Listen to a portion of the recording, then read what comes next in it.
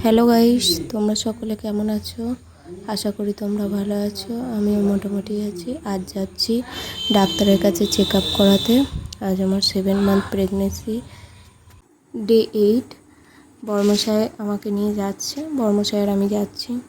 এখান থেকে বাইকে যাব, দেন ওখান থেকে ট্রেনে করে যাব। সকালে সমস্ত কাজ গুছিয়ে নিয়েছি, শ্বশুরমশাইয়ের জন্য রান্না কমপ্লিট করে রেখে দিয়েছি চাপা দিয়ে। এবার আমরা যাচ্ছি জলখাবারটা খেয়ে ডাক্তারের কাছে চেক আপ করাতে। সকাল সকাল বেরিয়ে পড়েছি 8টার মধ্যে। ডাক্তারের চেক আপও হয়ে গেছে।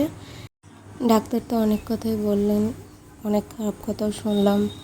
আমার বেবির ওয়েট বাড়েনি, বেবি যতটা সময় অনুযায়ী ওয়েট বাড়ার দরকার ততটা বাড়েনি।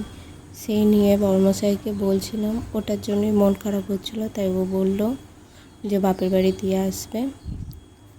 যে দেন ডাক্তার কিছু প্রোটিন পাউডার দিয়েছে, সেই প্রোটিন পাউডারটা খেয়ে নিচ্ছি বাড়ি এসে। ওটা আমি যদিও বা বিকেলবেলা খাচ্ছি। এই যে প্রোটিন পাউডারটা প্রোহেন্স মমস, এইটাই দিয়েছে। রাতে 3জনের জন্য রুটি আর তরকারি করে আমরা 3জনে মিলে খেয়ে নিলাম।